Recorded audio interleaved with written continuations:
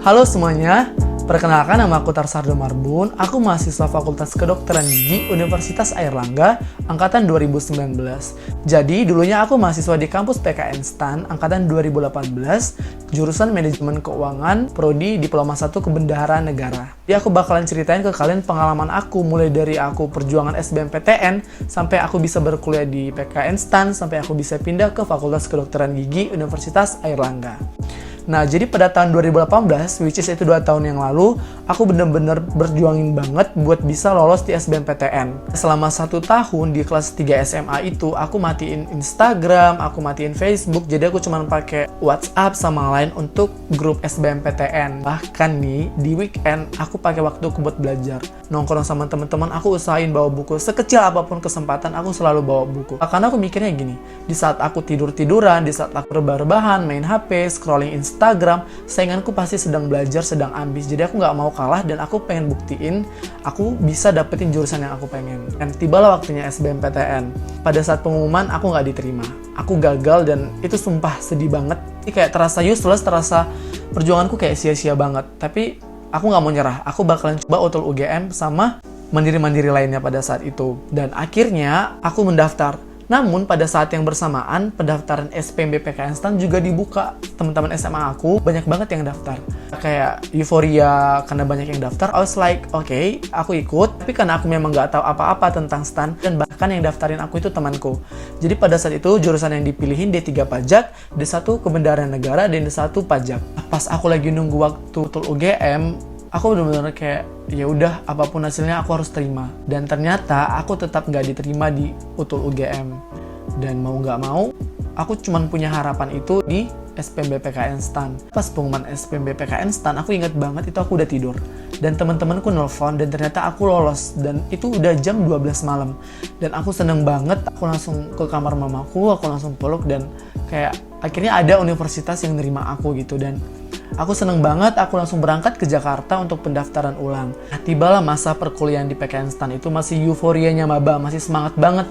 Karena kuliahnya belum terasa, belum ketahuan gimana sih sebenarnya kuliah di PKN STAN itu. Mulai nih masuk pertengahan, udah mulai UTS, di mana aku bener-bener nggak paham apa-apa. Aku ngerasa blank, karena di saat teman-temanku belajar, aku ngerasa kayak, kok aku nggak suka ya ekonomi, kok aku nggak bisa ya belajar akuntansi, kok aku nggak bisa ya belajar pajak, aku nggak bisa ya statistik. Mulai merasa nih gejolak-gejolaknya.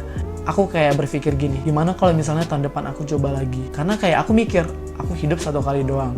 Apa iya aku mau tetap jadi PNS di Kemenq dengan gaji yang sejahtera, tapi aku nggak menikmati pekerjaanku itu. Akhirnya aku mantepin hatiku kayak, Tuhan, aku ingin coba lagi. Aku ingin kejar mimpiku. Makanya aku bener-bener berdoa banget biar permintaanku dikabulin. Nah, yang bikin aku tambah lagi makin mumet, makin ngerasa itu bukan passionnya aku, bukan apa yang aku impikan. Ketika memasuki UAS, itu bener-bener terasa banget beratnya. Oleh sebenarnya teman-temanku itu, teman-teman di kelas ngajak aku buat belajar bareng, buat diskusi, tapi udah ada penolakan dalam diriku kayak, aku nggak suka ekonomi, aku nggak suka pajak. Ini semua kayak, ibaratkan aku dikasih sesuatu yang bener-bener tolak belakang dengan kepribadianku. Karena emang cita-cita aku dari SMP pengen jadi dokter gigi. Nah, aku berdoa sama Tuhan, aku pastiin, Tuhan, aku ingin coba lagi dan bantu aku.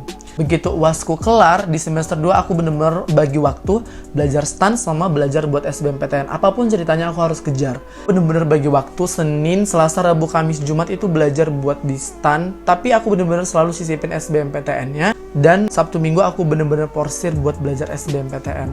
Namun pada tahun 2019, BMPTN diubah jadi UTBK. Jadi ada 2 kan gelombangnya, itu gelombang UTBK 1 sama gelombang UTBK 2. Nah, dua-dua gelombang ini itu bentrok sama jadwal UTS dan UASku di STAN.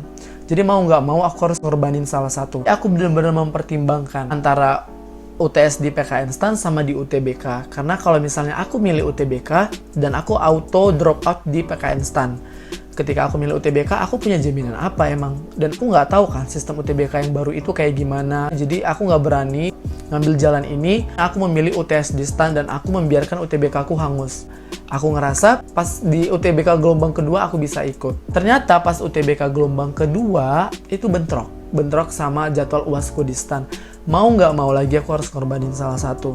dan akhirnya aku ngorbanin UTBK aku. Dan setelah UASku selesai, aku berangkat ke Surabaya untuk mengikuti ujian mandiri di Unair. Setelah mempertimbangkan beberapa pilihan, beberapa sumber referensi aku udah coba cari-cari, akhirnya aku memutuskan untuk ikut mandiri Unair karena aku suka fakultas kedokteran giginya itu udah terakreditasi A dan salah satu universitas dengan fakultas kedokteran gigi terbaik dan tertua di Indonesia ternyata. Nah, setelah aku ikut ujian di Surabaya, aku berangkat ke Bali karena aku harus ikut magang ataupun PKL dari PKN STAN yang tadi di kota Denpasar.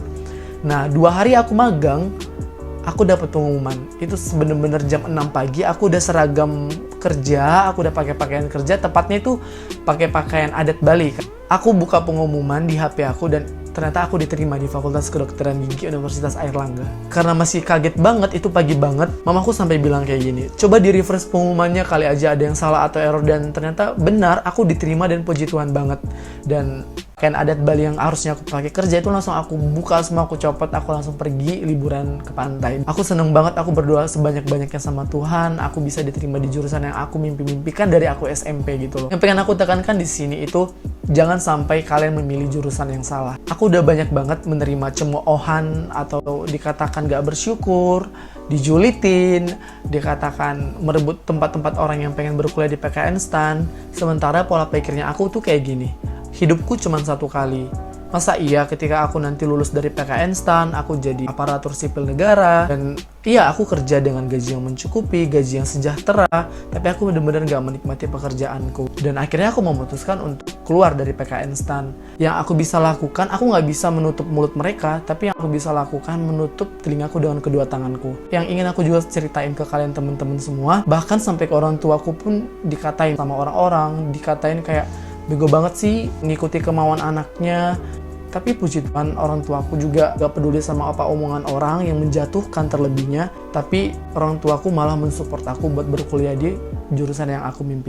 Jadi inti dari yang aku cerita panjang lebar tadi, aku pengen teman-teman semua jangan sampai memilih jurusan yang salah dalam berkuliah. Cari tahu passion kalian itu di mana, kalian pengen kuliah yang kayak gimana, kampus yang kayak gimana. Nah bener-bener itu akan mendukung, akan menjadi faktor yang bisa membangun semangat kalian dalam belajar. Karena itu rasanya bener-bener gak enak banget ketika kita kuliah dengan sesuatu yang tidak kita suka. Ada dari teman-teman yang pernah ngeluh ke aku, bilang kayak orang tuanya maksa dia di jurusan ini, di jurusan itu, di kampus ini, harus di kampus itu.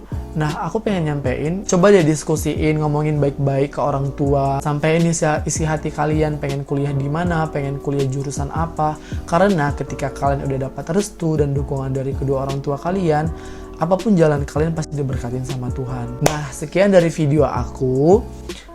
Semoga bermanfaat bagi teman-teman semua. Semoga bisa menjadi sumber atau membuka wawasan kalian lebih luas lagi.